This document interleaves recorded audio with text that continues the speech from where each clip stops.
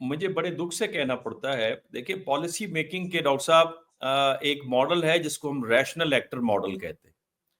اور rational actor model یہ demand کرتا ہے جو کہ ریاست جو ریئلسٹ پیراڈائم ہے اس میں ریاست کو ایک ریشنل ایکٹر سمجھا جاتا ہے، ریشنلٹی ہوتی ہے ریاست کے پاس،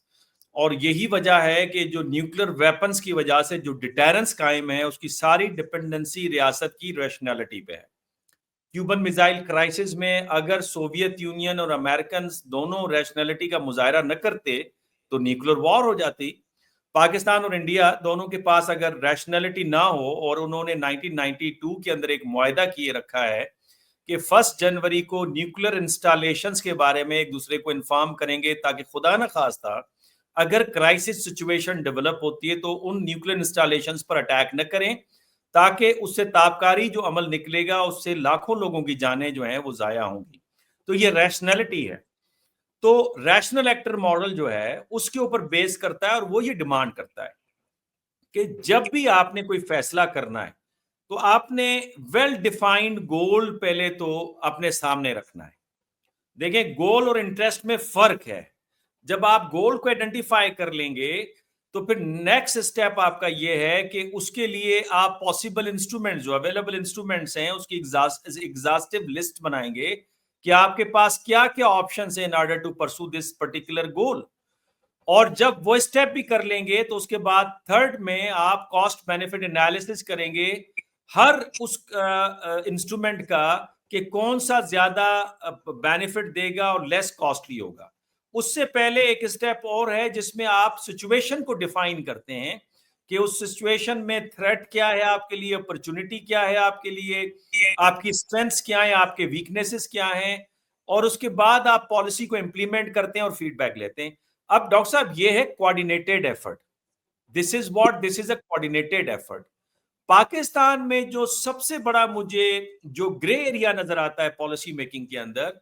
وہ کوآرڈینیشن کی کمی ہے۔ مجھے آپ بتائیے کہ زلفی بھٹو صاحب نے مختلف سینٹرز بنائے ایریا کے اوپر 1971 کی بنگلہ دیش کی علیحدہ ہونے کے بعد، آنے کے بعد فیصلہ یہ کیا گیا کہ ہماری جو فارن پالیسی تھی وہ ایفیکٹو نہیں تھی، دنیا نے ہمیں نہیں سنا، ہمیں اندرا گاندھی کو سنا۔ کیوں نہیں سنا؟ وجہ یہ آئیڈینٹیفائی ہوئی کہ خطوں کے بارے میں ہم نہیں جانتے، تو مختلف سینٹرز بنائے گئے کہ north America and south America Quaid Azam university اور افریقہ ان کو دے دیا گیا، سینٹرل ایشیا پشاور کو دے دیا گیا، ساؤتھ ایشیا آپ کا پنجاب یونیورسٹی کو دے دیا گیا، اسی طرح فار ایسٹ ایشیا آپ کا جامشورو یونیورسٹی کو دے دیا گیا، یورپ آپ کو کراچی یونیورسٹی کو دے دیا گیا کہ یہ سینٹرز کام کریں گے اور فیڈ بیک دیں گے فارن آفس کو، فارن آفس ان کے ساتھ کوآرڈینیٹ کرے گا اور پالیسی میکنگ کرے گا۔ سوال یہ ہے کہ آج ان سینٹرز کے اندر M Phil and P H D کے تھیسز ہو رہے ہیں اور ویلیویبل ریسرچ کا کام ہو رہا ہے۔ کبھی فارن آفس نے ان کو بلا کے کہا ہے کہ یار اس ایشو پہ ہمارے ساتھ ڈیبیٹ کریں یا ہمارے ساتھ ریسرچ شیئر کریں یا ہمیں بتائیں کہ اس میں ہم کیا پالیسی میکنگ کریں؟ پاکستان کے ایک سیزنڈ ڈپلومیٹ جو کہ ایک انتہائی سینسٹیو ادارے کو اس وقت ہیڈ بھی کر رہے ہیں، اپنی نجی محفل میں مجھے بتا رہے تھے کہ جس وقت آپ کی اکیڈیمیا سے پروپوزلز آتے تھے ہمیں تو ہم اٹھا کے پھینک دیتے تھے اور ہم کہتے تھے ان کو کیا پتا۔ تو کوآرڈینیشن کی کمی ہے۔ پریکٹیشنرز، اکیڈیمیا کے لوگ جب تک آپس میں مل کر کام نہیں کریں گے تو جب تک آپ کی پالیسی بہتر نہیں بنے گی۔ اب کل بھی پرسوں بھی آپ کے پروگرام میں ڈسکس ہوا، جو اصل نقص نکل کے سامنے آ رہا ہے وہ یہ کہ ہماری تیاری نہیں ہوتی، ہمارے پاس پلان ہی نہیں ہوتا کہ ہم نے آگے جا کے کیا کرنا ہے۔ اور دوسرا بڑا یہ یورپین یونین میں اور سوئٹزرلینڈ میں پاکستانی وزارت خارجہ کا کام نہیں تھا کہ اگر اتنا بڑا ایونٹ ایک پرائیویٹ آرگنائزیشن وہاں پہ پلان کر رہی ہے تو اس کا کوئی کوآرڈینیشن ہوتی، اس کا کوئی ایک پلان بنتا کہ ہم وہاں پہ چیزیں کیسے پچ کریں گے جا کے۔ اتنے سمارٹ اور قابل لوگ گئے ہیں ڈاکٹر صاحب، میں آپ کو بتاؤں وہاں پہ سب لوگوں سے ظاہر ملاقات ہوئی، اپنے اپنے ایریاز کے وہ سی ای اوز تھے فارماسیوٹیکل کے اور دیگر ان کی جو بھی بزنسز تھے ان کے سب، لیکن یہ بالکل ایک واضح چیز تھی کہ پاکستان کی گورنمنٹ کی طرف سے یا پاکستان کی وزارت خارجہ کی طرف سے کسی قسم کی کوارڈینیشن نہیں تھی. They were on their own. اور جو یہاں پہ آپ کے گورنمنٹ آفیشلز وہاں پہ آئے بھی ویری سوری ٹو سے کہ وہ وہاں پہ did not seem to be interested in any meaningful affair.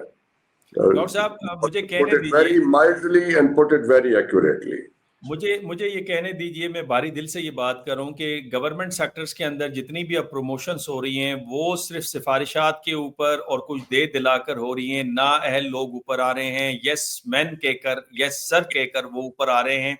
اور یہاں تک کہ لوگوں کے قدموں میں ہاتھ رکھتے ہیں، گھٹنوں میں ہاتھ رکھتے ہیں، ان کے لیے پتہ نہیں کیا کیا کرتے ہیں.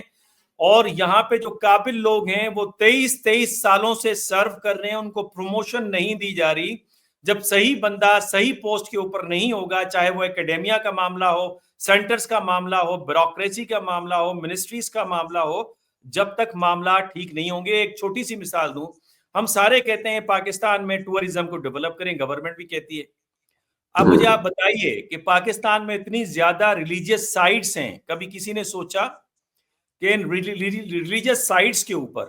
ہم تو صرف یہ بات کہتے ہیں نا کہ پاکستان کو پھر اسلامک اسٹیٹ نہیں بننا پڑے گا اگر ٹورزم کو پروموٹ کرنا ہے، پھر اس کی لوازمات پوری کرنی ہے. تو یار صرف ٹورزم، صرف وہ والا ٹورزم جو دبئی کے اندر چل رہا ہے وہی ٹورزم ہے،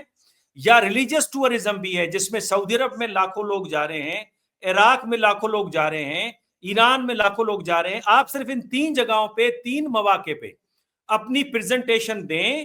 اپنے ہاں ریلیجیس سائٹس، ہسٹوریکل سائٹس کو آپ پریزنٹ کریں، آپ دیکھیں کتنا ٹورزم آپ اٹریکٹ کر سکتے ہیں. کبھی اس پہ کام ہوا